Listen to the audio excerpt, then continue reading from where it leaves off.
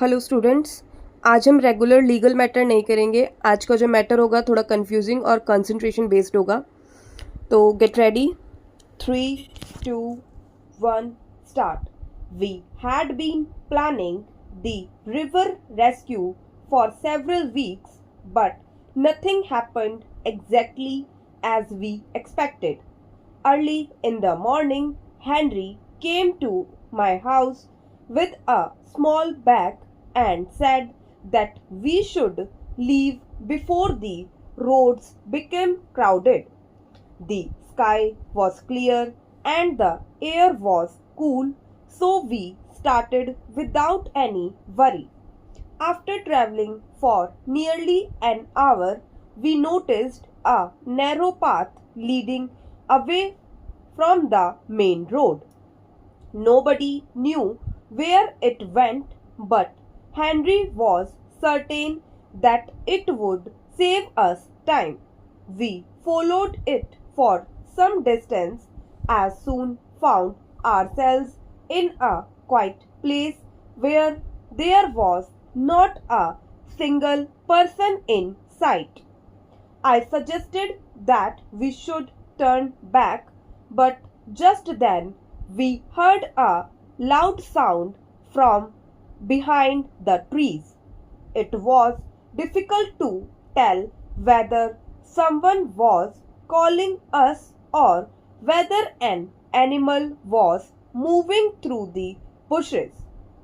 We waited for a minute and the sound came again. This time it seemed much closer. The two friends had already been walking during their mountain journey for more than 3 hours. Thomas stopped near a large stone and said that his feet were hurting badly.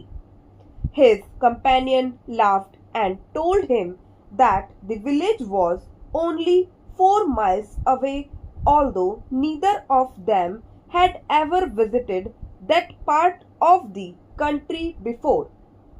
They had a bottle of water, 2 pieces of bread, and an old map which was almost impossible to read. A farmer had warned them not to leave the main path after sunset. They looked at the sun and realized that evening was quickly approaching. There was a small house on the hill and smoke was rising from its chimney. They decided to ask for directions. When they reached the gate, however, they found it locked. A handwritten notice said that the owner would return on Monday. Today was only Saturday and there was no other house nearby. Meanwhile, the old railway station had become unusually crowded. Laura had arrived there before noon because he was waiting for a relative who was expected at 12:30. He bought a newspaper, sat on a wooden bench, and watched people moving from one side to other. An elderly man placed a brown suitcase beside him and went away to buy some tea. 10 minutes passed, but the man did not return. Laura began to feel uncomfortable because a guard was now looking at the suitcase. He stood up and explained that it did not belong to him. At that exact moment, a young woman ran across and hall and shouted that somebody had taken her bag. Everyone turned towards her and the elderly man quietly returned with 2 cups of tea. He was surprised to see 3 guards standing around his suitcase. We finally decided to investigate the sound near the trees.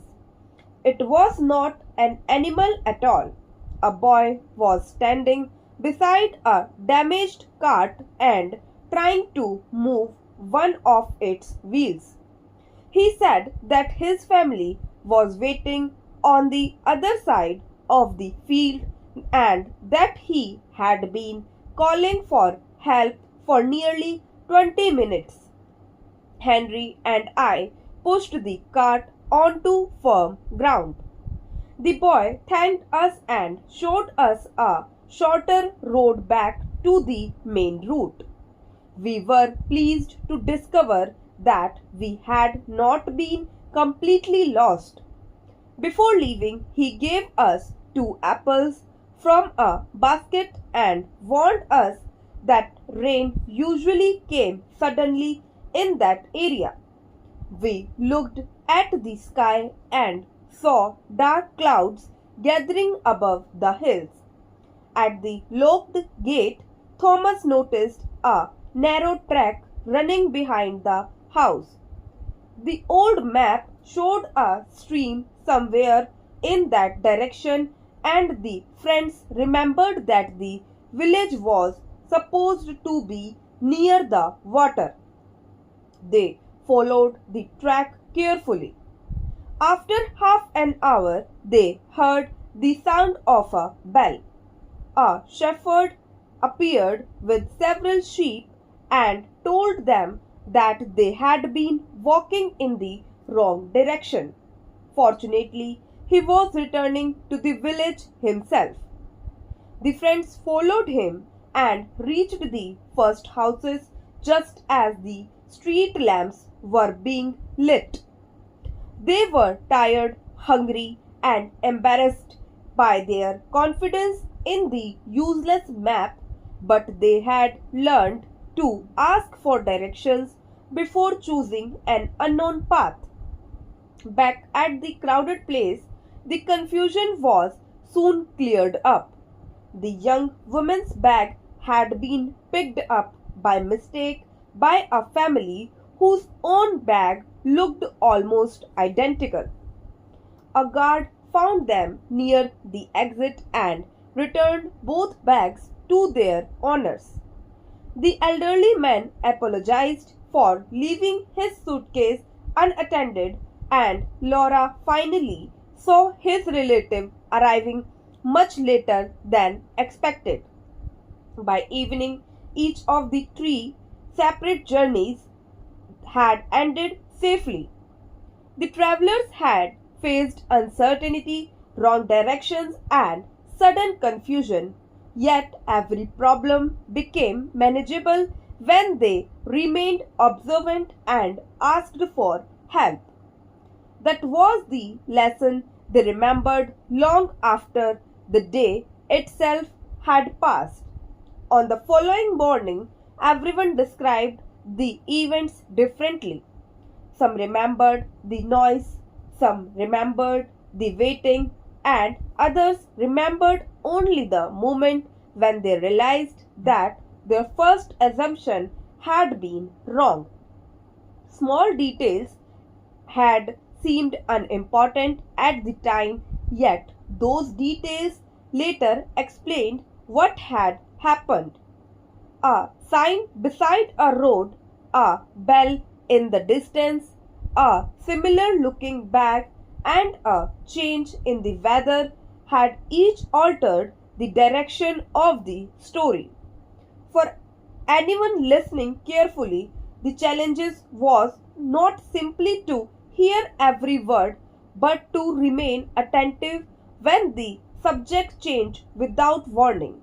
The mind often expects one event to continue in a straight line, while real situations can change suddenly. Careful concentration therefore requires patience, quick adjustment, and the ability to follow a new idea without losing the earlier one. Stop.